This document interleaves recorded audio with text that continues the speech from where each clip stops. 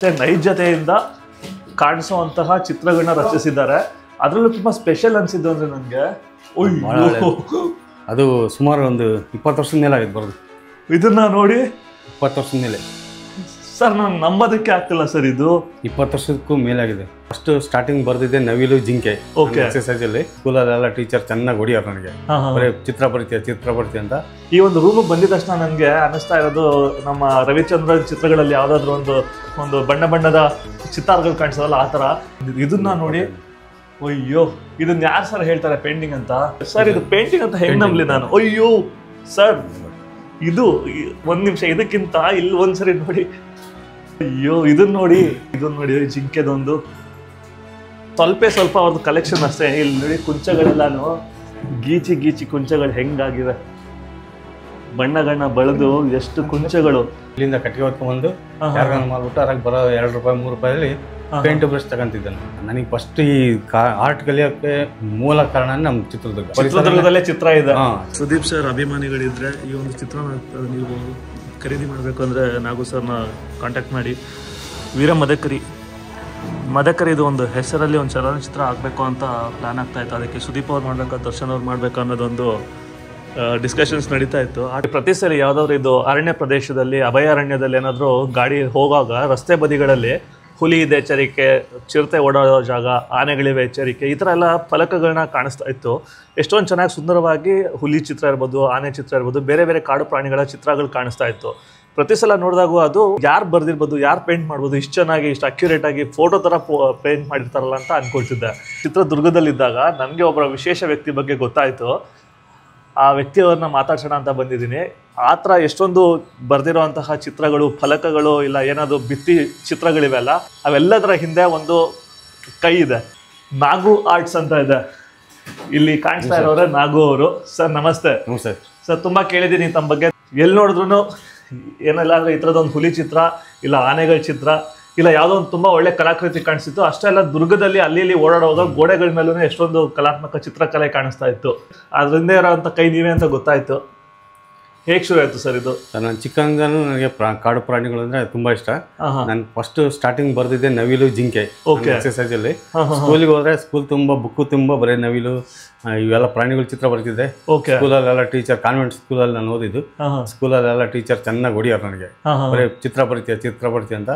ಅಲ್ಲಿ ಅವ್ರು ಹೊಡೆದಿದ್ದೆ ರೇಖೆ ನನಗೆ ಮೂಡ್ತಾ ಅದ್ರ ಬಗ್ಗೆ ಭಾರಿ ಓದಿನ ಕಡೆ ಗಮನ ಭಾಳ ಕಮ್ಮಿ ಆಯಿತು.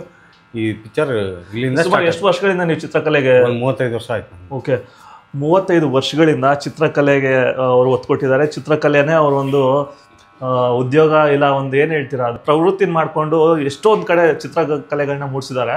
ಅಷ್ಟೇ ಅಲ್ಲದೆ ಇವರೊಬ್ಬರು ವನ್ಯಜೀವಿ ರಕ್ಷಕರು ಇರ್ಬೋದು, ಮತ್ತು ವನ್ಯಜೀವಿ ಛಾಯಾಗ್ರಾಹಕರಾಗಿ ಕೆಲಸ ಮಾಡಿದ್ದಾರೆ. ಎಷ್ಟೊಂದು ಎಲ್ಲ ಅಭಯಾರಣ್ಯಗಳಲ್ಲೂ ಹೋಗಿ ಅಲ್ಲಿ ಭಿತ್ತಿ ಚಿತ್ರಗಳನ್ನ ರಚಿಸಿ ಬಂದಿದ್ದಾರೆ. ಅಷ್ಟೇ ಅಲ್ಲದೆ ಪ್ರಾಣಿ ಪಕ್ಷಿಗಳಿಗೋಸ್ಕರ ಅಂತ ಅಲ್ಲಲ್ಲಿ ಹೊಂಡಗಳನ್ನ ನಿರ್ಮಿಸೋದು, ನೀರು ಕುಡಿಯೋದಕ್ಕೆ, ಬೇಸಿಗೆಯಲ್ಲಿ ನೀರು ಕುಡಿಯೋದಕ್ಕೆ ನೀರು ಸಿಗಲಿ ಅಂತ ಅಲ್ಲಿ ಒಂದು ಗುಡ್ಡಿಗಳನ್ನ ತೋಡೋದು, ಮರಗಿಡಗಳನ್ನ ಬೆಳೆಸೋವಂಥದ್ದು. ಒಂದಲ್ಲ ಎರಡಲ್ಲ. ಅಷ್ಟೇ ಅಲ್ಲ, ಚಿತ್ರದುರ್ಗದಲ್ಲೇ ಹುಟ್ಟಿ ಬೆಳೆದು ಚಿತ್ರದುರ್ಗ ಎಷ್ಟು ಸರಿ ಹತ್ತಿ ಇಳಿದಿದ್ದಾರೋ ಅದಂತೂ ಲೆಕ್ಕನೇ ಇಲ್ಲ. ಮತ್ತು ಪ್ರತಿ ಸಲ ಯಾರಾದರೂ ಬರಲಿ ಚಿತ್ರದುರ್ಗಕ್ಕೆ, ಯಾರೇ ಒಬ್ಬರು ಸೆಲೆಬ್ರಿಟಿ ಆಗಿರಲಿ, ಇಲ್ಲ ಯಾರಾದರೂ ಒಬ್ಬರು ಸಾಮಾನ್ಯ ಮನುಷ್ಯ ಆಗಿದ್ರು ಕೂಡ ಅವ್ರನ್ನೂ ಕರ್ಕೊಂಡು ಹೋಗಿ ದುರ್ಗದ ಮೂಲೆನ ತೋರಿಸಿ, ಅದರ ಇತಿಹಾಸನ ಹೇಳಿ, ದುರ್ಗದ ಮಹಿಮೆನ ಕರ್ನಾಟಕ, ಭಾರತ, ಇಂಟರ್ನ್ಯಾಷನಲ್ ಲೆವೆಲ್ಗೂ ಸಾರಿದ್ದಾರೆ. ಈ ಒಂದು ರೂಮಿಗೆ ಬಂದಿದ ತಕ್ಷಣ ನನಗೆ ಅನ್ನಿಸ್ತಾ ಇರೋದು, ನಮ್ಮ ರವಿಚಂದ್ರ ಚಿತ್ರಗಳಲ್ಲಿ ಯಾವುದಾದ್ರೂ ಒಂದು ಬಣ್ಣ ಬಣ್ಣದ ಚಿತ್ತಾರಗಳು ಕಾಣಿಸೋದಲ್ಲ, ಆ ಥರ ಇದೊಂದು ದುರ್ಗದ ಚಿತ್ರಣ ನೋಡಿ. ಒಂದ್ಸರಿ ಏನೋ ಒಂದು ಪ್ರಿಂಟಿಂಗ್ ಫ್ಲೆಕ್ಸ್ ಥರ ಅನ್ಸುತ್ತೆ ಸರ್. ಎಷ್ಟು ಬಿಟ್ಟಿಲ್ಲ, ಒಂದು ಮಿನಿಟ್ ಉದುರು ಬೆಟ್ಟಗಳು, ಡಿಸ್ಟೆನ್ಸ್ ನೋಡ್ರಿ. ಅದು ನೀವು ಅಲ್ಲೇ ಕೂತ್ಕೊಂಡು ನೋಡ್ತಾ ಫೋಟೋಗ್ರಫಿ ಮಾಡ್ಕೊಂಡು ಬಂದಿದ್ದು. ಇದನ್ನ ನೋಡಿ, ಅಯ್ಯೋ ಇದನ್ನ ಯಾರು ಸರ್ ಹೇಳ್ತಾರೆ ಪೇಂಟಿಂಗ್ ಅಂತ? ನಾಗು ಆರ್ಟ್ಸ್ ಅಂತಾನೆ ಹೆಸರು. ಇದನ್ನ ನೋಡಿದ್ರೆ ರಾಜಸ್ಥಾನದಲ್ಲಿರುವಂಥ ಒಬ್ಬ ವ್ಯಕ್ತಿ ಒಂಟೆಗಳನ್ನ ಮೇಯಿಸಿ ವಾಪಸ್ ಮನೆಗೆ ಹೋಗ್ತಾ ಇರೋದು ಗೋಧುಳಿ ಸಮಯದಲ್ಲಿ.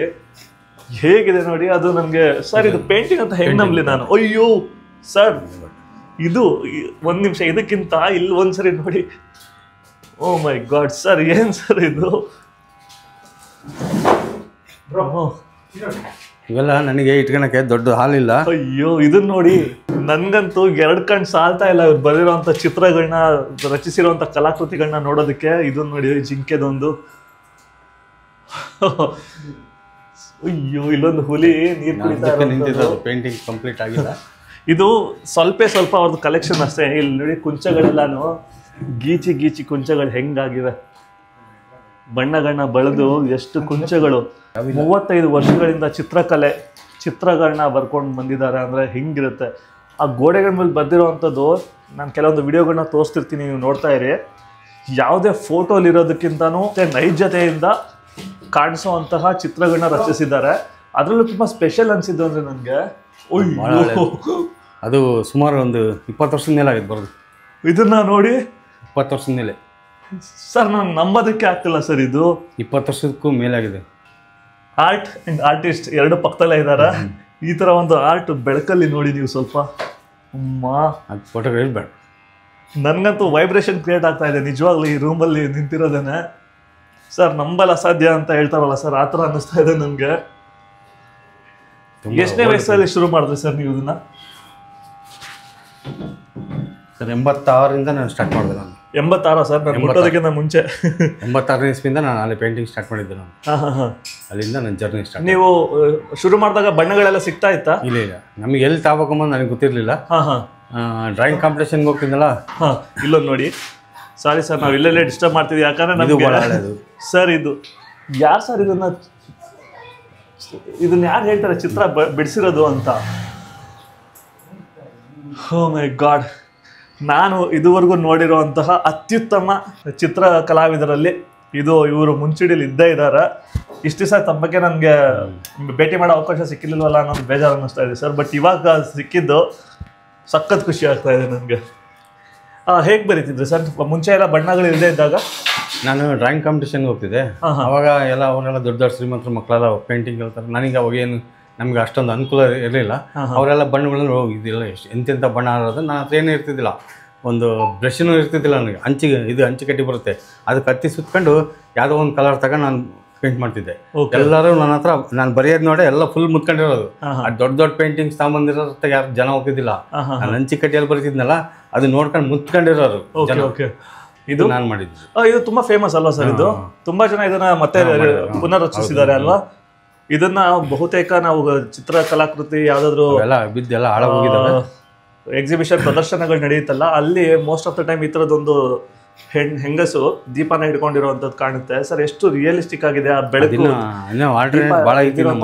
ಇಲ್ಲಿ ಹೆಂಗೆ ಪ್ರಜ್ವಲಿಸುತ್ತೆ, ಅದು ಮುಖದ ಮೇಲೆ ಹೆಂಗೆ ಪ್ರತಿಫಲಿಸುತ್ತೆ ಅನ್ನೋದೆಲ್ಲಾನು ಬಣ್ಣಗಳಲ್ಲೇ ಒಂದು ತೋರಿಸೋದು ಅಂಥದ್ದು ಇರುತ್ತಲ್ಲ ಸರ್. ಪದಗಳು ಸಿಗ್ತಾ ಇಲ್ಲ ನನಗೆ ಹೇಳೋದಕ್ಕೆ. ಇನ್ನೊಂದು ಇಲ್ಲಿ ಗೋಡೌನ್ ಆ್ಯಕ್ಚುಲಿ ಒಳಗಡೆ ಹೋದರೆ ಅವರು ಚಿತ್ರಗಳನ್ನ ಹಂಗೆ ಇಲ್ಲಿ ಇಟ್ಬಿಟ್ಟಿದ್ದಾರೆ. ಯಾಕಂದರೆ ನನಗೆ ದೊಡ್ಡದು ಇಲ್ಲ ಇಲ್ಲಿ, ಇಲ್ಲ ಏನು ವರ್ಕ್ ಇಲ್ಲ, ಅವು ಬಣ್ಣಗಳೆಲ್ಲ ವರ್ಕ್ ಯಾವಿಲ್ಲ ಅಲ್ಲಿ ಬಿಡಿಸಿ ಇಟ್ಟಿದ್ದಾರೆ ಸರ್. ಇದಾದ್ಮೇಲೆ ಮತ್ತೆ ಬೇರೆ ಏನೇನು ಮಾಡೋದಕ್ಕೆ ಶುರು ಮಾಡಿದ್ರಿ ನೀವು? ಪೇಂಟಿಂಗು, ಫೋಟೋಗ್ರಫಿ ಎರಡನ್ನೂ ನನಗೆ ಹುಚ್ಚೆ. ನಾನು ಫಸ್ಟ್ ಸ್ಟೋರಿ ಇಲ್ಲ, ಓದೋದಕ್ಕಿಂತ ಮುಂಚೆ ಓದಿನ ಕಡೆ ಅಷ್ಟೊಂದು ಗಮನ ಇಡ್ತಿದ್ದಿಲ್ಲ. ಸರಿ ಸರ್. ನಾನು ಜೋಗಿಮಟ್ಟಿಯಲ್ಲಿ ಒಂದು 15 ವರ್ಷದಿಂದ ಕಟ್ಟಿಗೆ ಹೊರ್ತಿದ್ದೆ ನಾನು. ಹೌದಾ ಸರ್? ಇಲ್ಲಿಂದ ಕಟ್ಟಿಗೆ ಹೊತ್ಕೊಂಡ್ಬಂದು ಯಾರಿಗಾನ ಮಾಡ್ಬಿಟ್ಟು ಅದ್ರಾಗ ಬರೋ 2 ರೂಪಾಯಿ 3 ರೂಪಾಯಲ್ಲಿ ಪೇಂಟ್ ಬ್ರಷ್ ತಗೊಂತಿದ್ದೆ ನಾನು.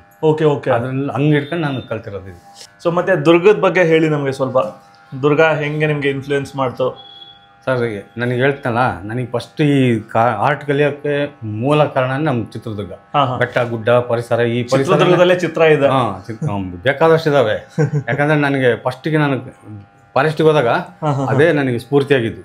ಈ ಥರದ್ದು ಹುಲಿ, ಆನೆ, ಜಿಂಕೆ, ಬೇರೆ ಕಾಡು ಪ್ರಾಣಿಗಳೆಲ್ಲ ಎಷ್ಟೊಂದು ಎಲ್ಲ ಕಾಡು ಪ್ರಾಣಿಗಳ ಚಿತ್ರಗಳನ್ನ ಕರ್ನಾಟಕದಲ್ಲಿರುವಂತಹ ಬಹುತೇಕ ಎಲ್ಲ ಅಭಯಾರಣ್ಯಗಳನ್ನ ಎಲ್ಲಿಂದ ಹಿಡಿದು ಸರ್?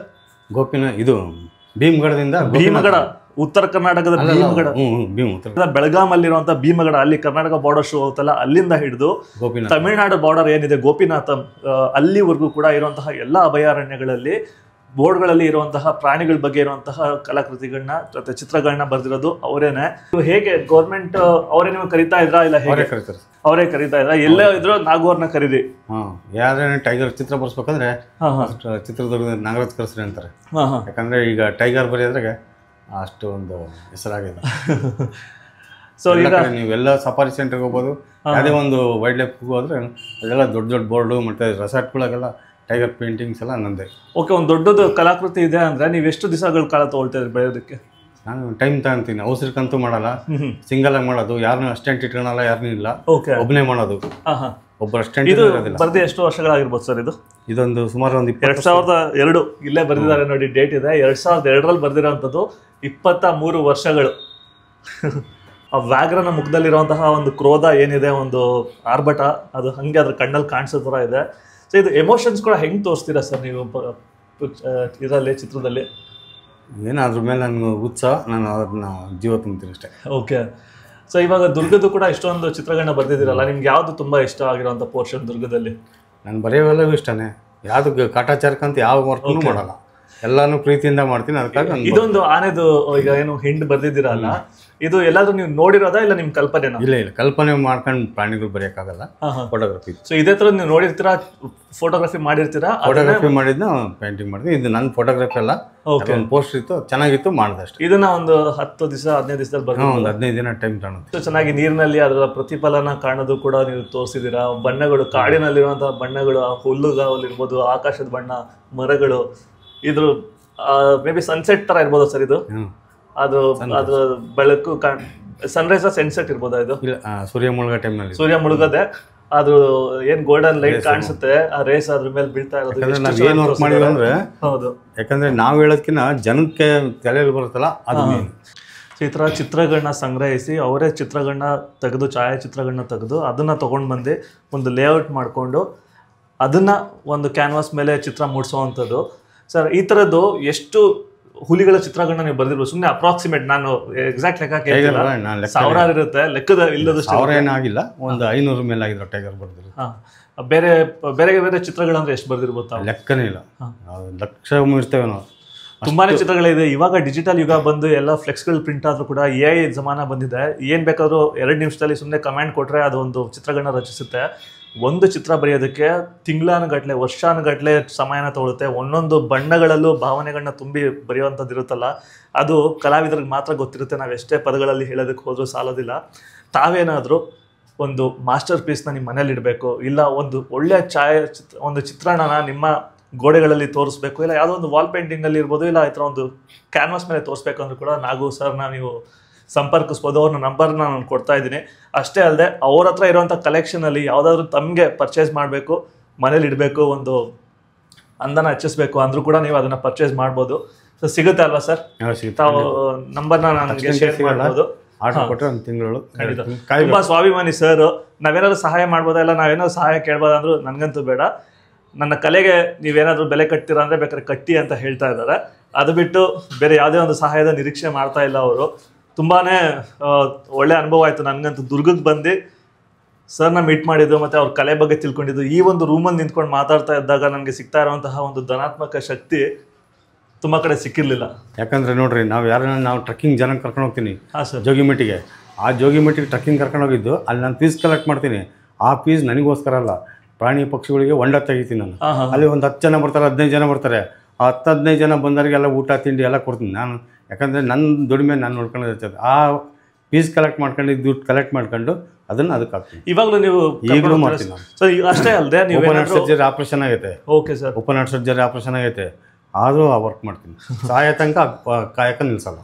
ತುಂಬಾ ಒಳ್ಳೆ ಮಾತು. ಕಾಯಕನ ಅವ್ರು ಮಾಡ್ತಾನೆ ಇರ್ತೀನಿ ಅಂತ ಹೇಳಿದ್ದಾರೆ. ತಾವೇನಾದ್ರು ಚಿತ್ರದುರ್ಗ ಬರುವಂತಹ ಒಂದು ಪ್ಲಾನ್ ಇದ್ದು, ಚಿತ್ರದುರ್ಗನ ನೋಡಬೇಕು, ದುರ್ಗದ ಬಗ್ಗೆ ತಿಳ್ಕೊಬೇಕು, ಬೇರೆ ಬೇರೆ ಸ್ಥಳಗಳನ್ನ ಭೇಟಿ ಮಾಡಬೇಕು, ಜೊತೆಲಿ ಯಾರಾದ್ರೂ ತೋರಿಸ್ಕೊಡೋರು ಇರಬೇಕು ಅಂತ ಯೋಚನೆ ಮಾಡ್ತಾ ಇದ್ರೆ, ಫ್ಯಾಮಿಲಿ ಆಗಿರಲಿ, ಫ್ರೆಂಡ್ಸ್ ಆಗಿರಲಿ, ಯಾರ ಜೊತೆ ಆದರೂ ಬನ್ನಿ, ನಾಗೋ ಸರ್ ಅವ್ರನ್ನ ಮೀಟ್ ಮಾಡ್ಬೋದು. ಅವ್ರು ಕರ್ಕೊಂಡೋಗಿ ದುರ್ಗದ ಇತಿಹಾಸದ ಜೊತೆಗೆ ಒಂದೊಂದು ಯಾವ್ದಾವ್ದು ಮೂಲೆಗಳಿದೆ ಎಲ್ಲನೂ ತೋರಿಸಿ ನಿಮಗೆ ಕಳಿಸ್ಕೊಡ್ತಾರೆ. ಅದಕ್ಕೂ ಕೂಡ ನೀವು ಅವ್ರನ್ನ ಕಾಂಟ್ಯಾಕ್ಟ್ ಮಾಡ್ಬೋದು. 92ರಲ್ಲಿ ರಚಿಸಿರುವಂಥದ್ದು ನೋಡಿ. ಇದು ಕುದುರೆಗೆ ಸಿಂಹ ಅಟ್ಯಾಕ್ ಮಾಡ್ತಿದೆ ಸರ್. ಇದು ಈ ಥರದೊಂದು ಇಮ್ಯಾಜಿನೇಷನೇ ಇರಲಿಲ್ಲ ನನಗೆ ಇದುವರೆಗೂ. ಕುದುರೆನ ಬೇಟೆ ಆಡಿರೋದು ಇದೆಯಾ ಉದಾಹರಣೆಗಳು, ಸಿಂಹ. ಆದರೂ ಕಲಾಕೃತಿ ನೋಡಿ, ಒಬ್ಬ ಚಿತ್ರಕಲೆಗಾರ ಯಾವ ಥರ ಕಲ್ಪನೆ ಮಾಡ್ಕೋಬೋದು ಅನ್ನೋದಕ್ಕೆ. ಒಂದು ಸಿಂಹ ಕುದುರೆನ ಬೇಟೆ ಆಡಿದೆ, ಅದು ಓಡ್ತಾ ಇರೋಂಥ ಕುದುರೆನ ಬೆನ್ನ ಮೇಲೆ ಎಗರಿ ಕತ್ತಿಗೆ ಬಾಯಿ ಆಗ್ತಾ ಇರೋವಂಥದ್ದು. ಇನ್ನೊಂದು ಚಿತ್ರದುರ್ಗದಲ್ಲಿದ್ದಾಗ ನಾವು ನೋಡಬೇಕಾಗಿರೋದು, ಓಹೋ ಕೊಡಿ ಸರ್ ಕರ್ಕೊಳ್ಳೋಣ. ಹೇಳಿದ್ರು, ಆರ್ಡರ್ ಕೊಟ್ಟಿದ್ರು ಮಾಡ್ರಿ ಅಂತ. ಯಾರಾದರೂ ಸುದೀಪ್ ಸರ್ ಅಭಿಮಾನಿಗಳಿದ್ರೆ ಈ ಒಂದು ಚಿತ್ರನ ನೀವು ಖರೀದಿ ಮಾಡಬೇಕು ಅಂದರೆ ನಾಗು ಸರ್ನ ಕಾಂಟ್ಯಾಕ್ಟ್ ಮಾಡಿ. ವೀರ ಮದಕರಿ ಮದಕರಿ ಇದು ಒಂದು ಹೆಸರಲ್ಲಿ ಒಂದು ಚಲನಚಿತ್ರ ಆಗಬೇಕು ಅಂತ ಪ್ಲ್ಯಾನ್ ಆಗ್ತಾಯಿತ್ತು. ಅದಕ್ಕೆ ಸುದೀಪ್ ಅವ್ರು ಮಾಡಬೇಕಾ ದರ್ಶನ್ ಅವ್ರು ಮಾಡಬೇಕಾ ಅನ್ನೋದೊಂದು ಡಿಸ್ಕಷನ್ಸ್ ನಡೀತಾ ಇತ್ತು. ಆ ಟೈಮಲ್ಲಿ ಮೇ ಬಿ ಇದು ಬಿಡಿಸಿರೋದು ಅನಿಸುತ್ತೆ. ನಾಗು ಸರ್ ಈ ನಂಬರ್ಗೆ ಬೇಕಾದ್ರೆ ನೀವು ಕಾಂಟ್ಯಾಕ್ಟ್ ಮಾಡಿ ಈ ಚಿತ್ರನ ಪರ್ಚೇಸ್ ಮಾಡ್ಬೋದು. ದುರ್ಗಾ ಸಂಪಿಗೆ ಮರ, ದೊಡ್ಡ ಸಂಪಿಗೆ.